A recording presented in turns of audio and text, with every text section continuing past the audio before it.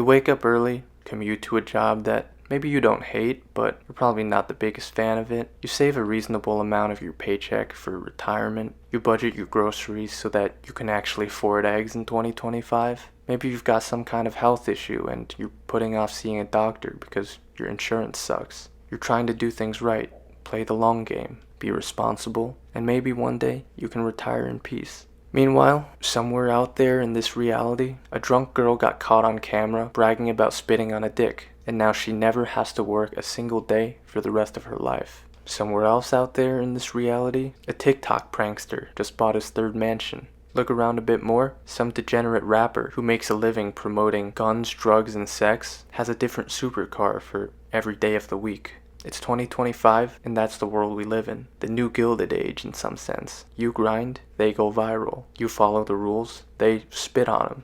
Literally. Maybe you're in school, studying to become a doctor or an engineer. They're traveling the world on a private jet. Maybe you have a 401k that goes down every time tariffs are announced. At the same time, they're raking in millions of views, endorsement deals, and straight up cash. It's 2025, and in this world, the influencers win. Because stupidity is the new currency.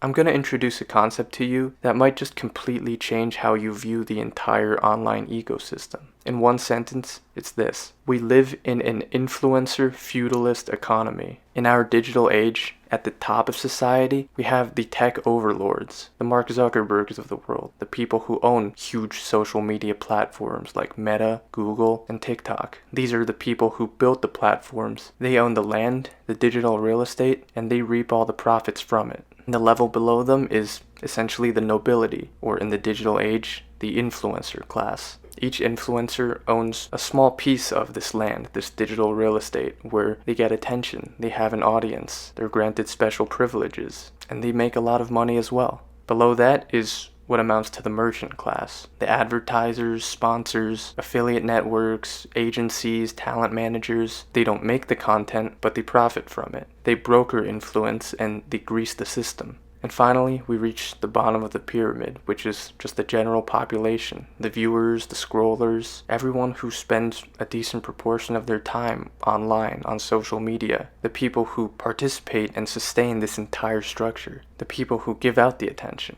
Long story short, this entire online ecosystem, our digital reality, is built on a structured hierarchy. The higher up the ladder you go, the more of it you control, which rewards the people on top the most. In this case, the actual owners of the platforms as well as the influencers themselves. What keeps the system running is your attention, even you watching my video right now. Anyways, the point I'm trying to make is that influencers who want to rise to the top act stupid on purpose. I mean, not always, but often. Because that's what gets attention. That's what gets engagement. Extreme opinions, dumb challenges, shock humor, manufactured drama. I feel like everyone is tired of that kind of stuff, but we can't stop ourselves from watching it, even me. It's not just by accident, it's a survival mechanism for those trying to make it to the top in this system. Because in this economy, sanity doesn't scale, but stupidity does. That's what goes viral. That's what gets the clicks, the views, the attention, and ultimately, the money. You see people like the Hawk Tuo girl, or like the Paul brothers, or Aiden Ross. And what they do, it looks random, it looks completely chaotic. But behind it all, they understand the attention game. They know exactly what kind of noise gets rewarded. And the sad part is that it actually works. And that's what should concern you. Not that stupidity exists, but that the system selects for it. It's kind of like a reverse Darwinism where only the stupidest survive when you're trying to make it in this online space. And that brings me to the key point about how when this system is built on attention, people who want to rise to the top will do whatever it takes to get attention. It's as simple as that. The truth is that a lot of the rules that you and me were raised on don't really apply anymore in this new world. Hard work, discipline, education, the things we were taught to value, I mean, those things still matter to an extent, but they don't guarantee visibility. They don't guarantee success. They don't guarantee a reward for all your effort. Not in the world that we live in now. The people rising to the top aren't the most qualified, most ethical, or most insightful. They're just the most visible. Even the president of this country, regardless of what you think of him, whether you support him or not, he is literally a celebrity, an influencer who got to the top by having all eyes on him. In general, the way you get your brand out there is by being extreme, being clickable, by doing or saying something that gets people to stop scrolling, even if it makes them roll their eyes and cringe. So yeah, someone who trains for years to become a skilled worker in their respective field might make a decent living and get by for themselves, but someone who literally screams in Walmarts for a living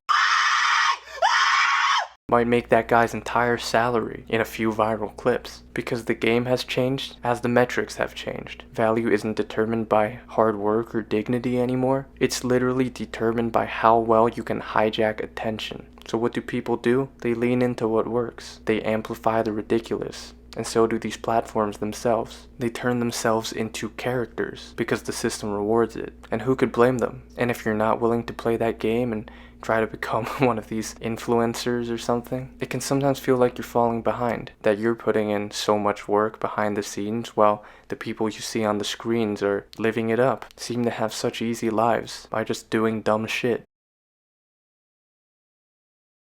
I want to try my best to explain exactly how this attention economy works. The reason why social media is free is because you're not the customer. You literally are the commodity. Your attention is bought and sold. Every second you spend watching, clicking, or reacting becomes a form of currency in and of itself. Not for you, but for the platform, the creator, and all the middlemen involved. The more time you spend engaging with content, the more revenue is generated around you, like a cash cow. Everything is designed to keep you on the platform for as long as possible. It doesn't matter if what you watch is smart, dumb, uplifting, or toxic. If it keeps you watching, it's profitable. Now ask yourself, what type of content is most effective at keeping people glued to the screen? Usually the answer isn't something that's thoughtful or informative. It's something that shocks you or confuses you, makes you laugh, rage, or comment without even thinking. That's why stupidity thrives in this environment, because it triggers instant reactions. It doesn't require nuance or thought. It's easy to mass produce. It just has to be loud, fast, and a little unhinged. So creators notice this, they adapt, and the cycle continues. So when you see dumb content exploding, literal brain rot, it's not random, it's by design. Again,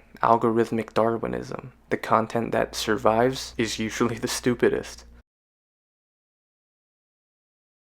Something we don't talk about quite enough is how the content you consume literally shapes the way that you think. It's just a psychological fact. Your brain is constantly forming associations and habits based on repetition. So if you happen to watch smart, well thought out, articulated content, you'll start thinking in more structured ways. On the other hand, if you watch chaotic, meme-driven content all day, your thought patterns start to mirror that too. You are what you choose. So this has nothing to do with being better or smarter than everyone else. It's just a matter of mental hygiene, essentially. It's just a matter of your information diet. Just like how if you eat junk food all the time, your body is gonna feel bad and be less healthy. But if you eat good, clean foods, your body will also respond accordingly. The same thing goes with your brain, which after all is just another muscle in your body. If you flood it with unwanted noise, hyper-edited clips, ridiculous jokes, cheap controversy, how can you expect to feel focused and original and well thought out? And after enough time, you might even start to feel mentally burned out from it all. I've had times like that where I'll literally scroll for an hour on Reels before I notice, and then I'll be physically and mentally fatigued for the rest of the day. It's not because my brain is inherently broken, but because it becomes overstimulated and undernourished. What happens is you stop thinking deeply. You train your brain to just want to seek the next dopamine hit.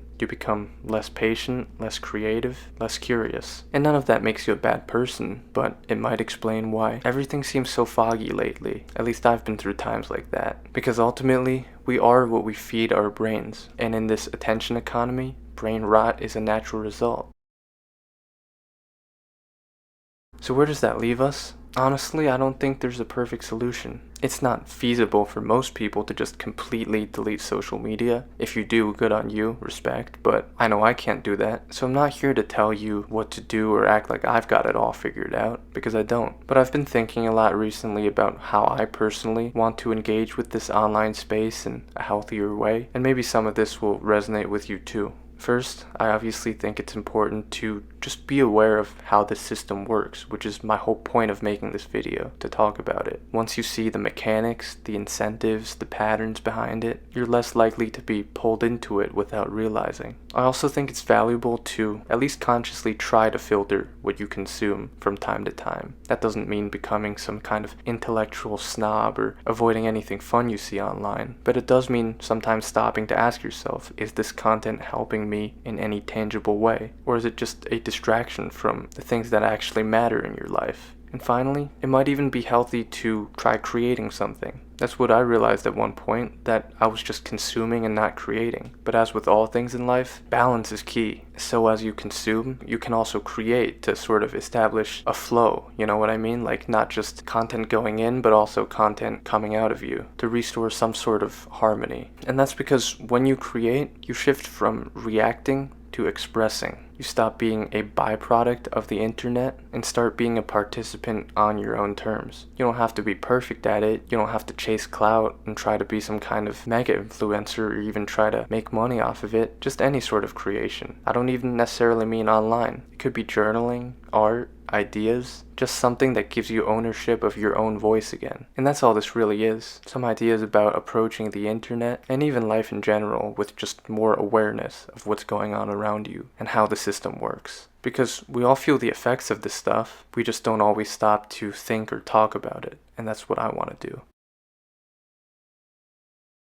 I'm obviously not above all this. I'm an influencer myself. I make videos, I post online. I want attention too, so that I can survive and pay my bills. But I'm gonna be honest, I'm trying to do it differently. What I want to do with this channel is to show that there's a way to be successful and thoughtful, to be honest and still grow, to entertain without acting like a complete idiot or trying to manipulate others into giving me your attention. That's what I want to be. I want to be an exception to all this fucking nonsense. My goal is to be that guy who says, yeah, I went viral, I made a successful career out of my online presence, but I didn't have to act like a complete idiot to do so. And if I can prove that, maybe it'll give y'all some hope. So that's the mission. That's what we are trying to do with this channel. Anyways, I got some more cool quotes to end the video off, and I'll start by saying this. Stupidity is the new currency, but like all currency, it's a fiat. It only has value because people artificially give it value. But you can opt out. You can build something real. You can think for yourself and not get drawn into this trap. And the more of us who do that, the more we shift the system away from viral chaos and complete degeneracy back towards something at least a bit more meaningful. And I hope this channel plays a small part in pushing us in that direction.